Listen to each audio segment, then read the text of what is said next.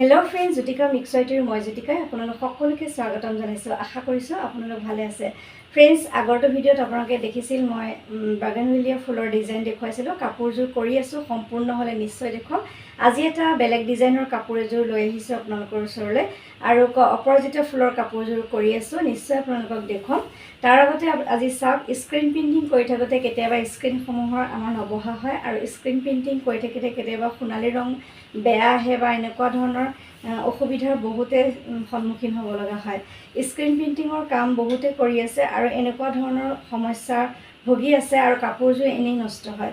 এই কাপোৰযোৰ তেনেকুৱা হৈছিল, এযোৰ পলিপাটৰ কাপোৰ আৰু ইয়াতে স্ক্ৰীণখনে কাম নকৰা হৈছিল, মানে মাজত কৰি থকা সময়তে স্ক্ৰীণখনৰ পৰা লিক হৈছিল আৰু সোণালী ৰংটো ইয়াৰ একেবাৰে বেয়া আছিল, উজ্জ্বলতাটো অহা নাছিলে। কেতিয়াবা বেয়া আহে, আমি গম নোপোৱাকৈ কিনিলেও কেতিয়াবা টেমাত বেয়া ৰঙো আহিব পাৰে। সেইকাৰণে কেতিয়াবা কৰিলে এনেকুৱা বেয়া হ'লে কাপোৰসমূহ আপোনালোকে আকৌ ইউনিক লুক কেনেকৈ দিব তাৰ ভিডিঅ'হে আজি আচলতে লৈ আহিলোঁ। আৰু এই কাপোৰযোৰত দুটা কালাৰ ইউজ কৰিছোঁ। এয়া বটল, ইয়াতে গ্ৰীণ কালাৰ কৰিছোঁ পাতত আৰু ইয়াতে ফুলখিনিত কৰিছোঁ অৰেঞ্জ কালাৰ। আচলতে ফ্ৰেণ্ডছ, যিহেতু স্ক্ৰীণ প্ৰিণ্টিং লাগিছিলে অলপ, সেইকাৰণে ইয়াতে আকৌ অলপ আঠা ইউজ কৰিছোঁ। এনেও ফেব্ৰিক প্ৰিণ্টিঙত আঠা থাকে, তথাপি এই কাপোৰযোৰত যিহেতু স্ক্ৰীণ প্ৰিণ্টিং তলত লাগি আছে, সেইকাৰণে আকৌ আঠা অলপ প্ৰয়োগ কৰি বহুত কষ্ট কৰিব লগা হ'ল, তেতিয়াহে কাপোৰযোৰ পিন্ধিব পৰা হৈছে।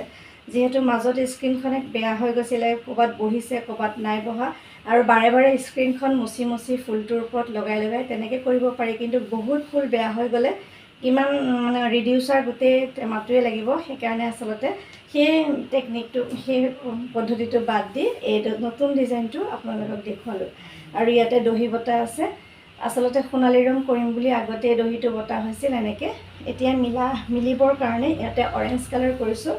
আৰু এইযোৰ পলিপাটৰ কাপোৰ, ইয়াৰ ব্লাউজ পিচটো আছে, মই এতিয়া ব্লাউজটো চিলোৱা নাই, যিহেতু অৰেঞ্জ কালাৰ ফুল আছে সেইকাৰণে অৰেঞ্জ কালাৰ ইয়াতে লগাই লৈছোঁ।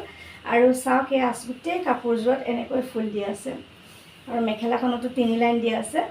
কেনেকৈ কৰিছোঁ অকণমান দেখুৱাওঁ। আৰু কেতিয়াবা আপোনালোকৰ এনেকুৱা বেয়া হ'লে আপোনালোকে এনেকৈ ইউনিক ডিজাইন দি ল'ব পাৰিব। অৱশ্যে মই কেইবাযোৰো কাপোৰ ফেব্ৰিক প্ৰিণ্টিঙৰ ওপৰত, স্ক্ৰীণ প্ৰিণ্টিঙৰ ওপৰত ফেব্ৰিক আৰু লেচ কৰি দেখুৱাইছোঁ। এইযোৰ অৱশ্যে স্ক্ৰীণ প্ৰিণ্টিং বেয়া হোৱাৰ পিছতহে এনেকৈ কৰি পেলাই আপোনালোকক দেখুৱালোঁ। আৰু কেইবাযোৰো কাপোৰ আপোনালোকৰ ওচৰলৈ নিশ্চয় লৈ আহিম। আৰু এই কাপোৰযোৰ কেনেকৈ কৰিছোঁ চাওঁগৈ আহক। ডিজাইনৰ কাপোৰ কেইবাযোৰো আপোনালোকক দেখুৱাইছোঁ, আকৌ এবাৰ আপোনালোকক মনত পেলাই দিছোঁ। আপোনালোকে চাওক কেনেকুৱা ডিজাইন কৰিছোঁ। আৰু এই কাপোৰযোৰ আপোনালোকৰ কেনে লাগিছে ধুনীয়া কমেণ্ট এটা কৰি ক'বলৈ নাপাহৰিব। ফ্ৰেণ্ডছ, এয়া হৈছে কাপোৰযোৰৰ ফাইনেল লুকটো, আপোনালোকক দেখুৱালোঁ। চাওকচোন, স্ক্ৰীণখনে প্ৰব্লেম কৰাৰ পিছত আপোনালোকে হয়তো কাপোৰযোৰ নিপিন্ধিলে হয় বা তেনেকৈ পৰি থাকিলেহেঁতেন। ইয়াতে এটা ধুনীয়াকৈ ফেব্ৰিক কৰি দিয়াৰ লগে লগে আকৌ এটা ধুনীয়া ডিজাইন হৈ গ'ল। ইয়াৰ মাজে মাজে ইচ্ছা কৰিলে লেচো লগাই দিব পাৰোঁ বা ফুলৰ মাজে মাজে এটা পাথৰ লগাই দিলে হয়তো আৰু ধুনীয়া লাগিব। যিহেতু পলিপাটৰ কাপোৰ বৰ বেছি মানে কষ্ট কৰা নাই আৰু এনেকৈ ডিজাইনটো কৰি ৰাখিলোঁ। আৰু ইয়াতে ইউনিক কৰিবলৈ হ'লে আৰু ধুনীয়া কৰি পেলাব পাৰি। আৰু আপোনালোকৰ কেনে লাগিছে ধুনীয়া কমেণ্ট এটা কৰিব। আৰু কাপোৰযোৰ সম্পূৰ্ণকৈ এনেকৈ ফুল দিয়া আছে। ফ্ৰেণ্ডছ, যেতিয়া আমি ফেব্ৰিকসমূহ কৰোঁ, ফেব্ৰিক শুকোৱাৰ পিছত মানে 24 ঘণ্টাৰ পিছত এনেকৈ ইস্ত্ৰি কৰি দিলে আমাৰ ফেব্ৰিকৰ ৰংটো খুব ধুনীয়া হৈ থাকে। আগৰ ভিডিঅ'টো আপোনালোকক কৈছোঁ, এই কাপোৰযোৰ যদিও স্ক্ৰীণ প্ৰিণ্টিং কৰিছিলোঁ, স্ক্ৰীণ প্ৰিণ্টিংটো বেয়া হোৱাৰ কাৰণেহে আচলতে মই ফেব্ৰিক কৰিলোঁ। ফেব্ৰিক কৰিছোঁ কাৰণে শেষত এনেকৈ ধুনীয়াকৈ উল্টাকৈ ইস্ত্ৰি কৰি দিছিলোঁ। আৰু এই কাপোৰযোৰ আপোনালোকে নিশ্চয় দেখিছে, এয়া ইউনিক কৰিবলৈ ট্ৰাই কৰিছিলোঁ, screen printing with lace work with fabric work. এয়া চাওক, মাজত স্ক্ৰীণ প্ৰিণ্টিঙৰ লগত লেচ লগাই পেলাইও এই কাপোৰযোৰ ধুনীয়াকৈ আপোনালোকক দেখুৱাইছোঁ। আৰু তেনেকুৱা বিভিন্ন ধৰণৰ কাপোৰ আপোনালোকে দেখি আহিছে। আকৌ এবাৰ আপোনালোকক মনত পেলাই দিলোঁ, এই কাপোৰযোৰ খুব মৰম লগা হৈছিল। এই কাপোৰ কৰি থকা কাপোৰযোৰতো লেচ লগাই দিব পাৰি। এইযোৰ কাপোৰো তেনেকুৱাই। ফ্ৰেণ্ডছ, এইযোৰ কাপোৰতো ইয়াৰ লেচ ৱৰ্ক কৰি পেলাই অকণমান ইউনিক লুক দিছোঁ। আৰু ইয়াৰ পখিলাৰ ফুলৰ ডিজাইনৰ লগত লেচ ৱৰ্ক কৰি পেলাই এটা ইউনিক লুক দিছিলোঁ। আৰু এইযোৰ কণ্টাছ যোৱা দেখিছেনে ফ্ৰেণ্ডছ, মাজে মাজে ইয়াত ধুনীয়াকৈ লেচ লগাই দিছিলোঁ আৰু তাতে পাথৰ লগাই দিছিলোঁ। ৰঙা কাপোৰযোৰ আপোনালোকক মই দেখুৱাইছোঁৱে। আৰু এই কাপোৰযোৰো খুব ধুনীয়া হৈছিল, মই আগতেও এবাৰ ভিডিঅ'ত দেখুৱাইছিলোঁ।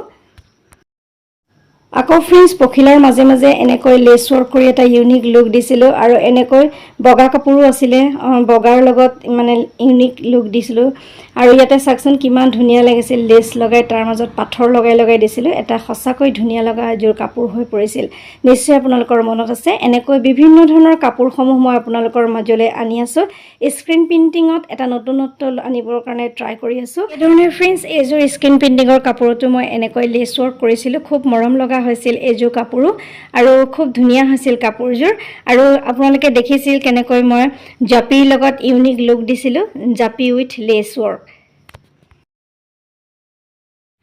ফ্ৰেণ্ডছ এই কাপোৰযোৰ কৰিবলৈ মাত্ৰ দুটা কালাৰে ব্যৱহাৰ কৰিছিলোঁ যদিও ইয়াত তলত সোণালী ৰং কৰিছিলোঁ সোণালী ৰংটো চাওকচোন উজ্জ্বলতা নাই আৰু মাজে মাজে ক'ৰবাত অলপ ৰং ৰৈছে ক'ৰবাত নাই লগা এনেকুৱা আছিলে সেইকাৰণে এডাল ব্ৰাছৰ সহায়ত এনেকৈ ইয়াৰ ওপৰত আকৌ ফেব্ৰিক প্ৰিণ্টিং কৰি দিছিলোঁ যাতে কাপোৰযোৰ পিন্ধিব পৰা হয় মই কৈছোঁৱে আপোনালোকৰ তেনেকুৱা কেতিয়াবা হ'ব পাৰে ইমানেই স্ক্ৰীন প্ৰিণ্টিং কৰিছোঁ তথাপিও কেতিয়াবা কাৰোবাৰ হ'ব পাৰে তেনেকুৱা স্ক্ৰীন বেয়া হৈ যাব পাৰে কৰি থকাৰ মাজত বা কালাৰ ডেমেজ হৈ যাব পাৰে কেতিয়াবা কালাৰবোৰ উজ্জ্বলতা নাইকিয়া হৈ যায় দেখিবলৈ খুব বেয়া লগা হৈ যায় কাপোৰযোৰ এনেই পৰি থাকে সেইকাৰণে আচলতে এনেকৈ আকৌ আপোনালোকে ইউনিক কৰি পেলাই কাপোৰযোৰ পিন্ধিব পাৰিব ইয়াৰ মাজে মাজে যদি এটা পাথৰ লগাই দিলোঁ হয় আৰু খুব ধুনীয়া লাগিব ৰঙা পাথৰ বা অৰেঞ্জ কালাৰ পাথৰ মাইকা লগাই দিলে আৰু কাপোৰযোৰৰ উজ্জ্বলতা বাঢ়ি যাব আৰু চাওকচোন ফ্ৰেণ্ডছ আপোনালোকক মই ওচৰৰ পৰা দেখুৱাম কেনেকৈ ক'ৰবাত লাগিছে ৰং ক'ৰবাত নাই লগা মানে কাপোৰযোৰৰ উজ্জ্বলতাটো একদম কম ইয়াত গ্লিটাৰ ইউজ কৰিব পাৰে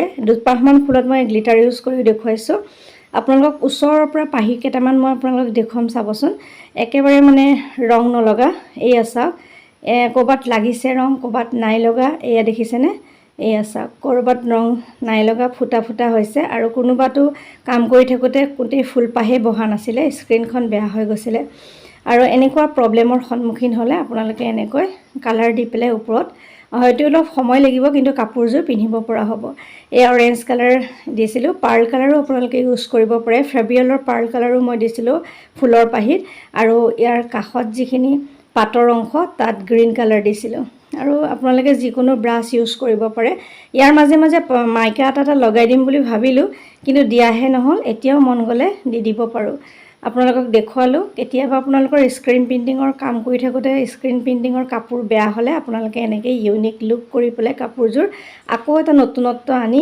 পিন্ধিব পৰা কৰি ল'ব পাৰিব সেইকাৰণে আচলতে ফ্ৰেণ্ডছ ভিডিঅ'টো আপোনালোকৰ লগত শ্বেয়াৰ কৰিলোঁ আৰু আগে পিছে মই অৱশ্যে ইচ্ছাকৃতভাৱে স্ক্ৰীন প্ৰিণ্টিঙলৈ নতুনত্ব আনি লেছ লগাই আপোনালোকক দেখুৱাইছোঁ কেইবাযোৰ কাপোৰ আপোনালোকৰ মাজলৈ লৈ আহিছোঁ এযোৰ মৌৰা ডিজাইনৰ কাপোৰ আগতে আপোনালোকে দেখিছিল সেইযোৰো তেনেকৈ ইউনিক লুক দিবৰ কাৰণে কৰিছিলোঁ কিন্তু এইযোৰ ইউনিক লুক বুলি নহয় এইযোৰ আচলতে পিন্ধিব নোৱাৰা অৱস্থা হৈ গৈছিলে কালাৰ মানে এনেই কেতিয়াবা এখনতে পিন্ধিবলৈ কাপোৰযোৰ পৰি থকাতকৈ এনেকৈ কালাৰ কৰি পেলাই ধুনীয়াকৈ কৰি লৈছিলোঁ আৰু ইয়াৰ মাজে মাজে গ্লিটাৰ ইউজ কৰিলে খুবেই ধুনীয়া হৈ যাব মাইকা আৰু গ্লিটাৰ ইউজ কৰি দিলে কাপোৰযোৰ আৰু ধুনীয়া দামী হৈ যাব আৰু চাওকচোন একেবাৰে সহজ অৱশ্যে ইয়াৰ ওপৰে ওপৰে খালি কালাৰখিনি সময় মিলাই এয়া মই কাম কৰি থকা সময়ত অকণমান ভিডিঅ' কৰি ৰাখিছিলোঁ মানে ইমানেই গৰম পাকাত পাৰি লৈ ফেন চলাই পেলাই এনেকৈ মানে ফুলৰ পাহিবিলাক কৰি গৈছিলোঁ প্ৰথমতে এটা বটল দুই তিনিটামান বটল লাগিছে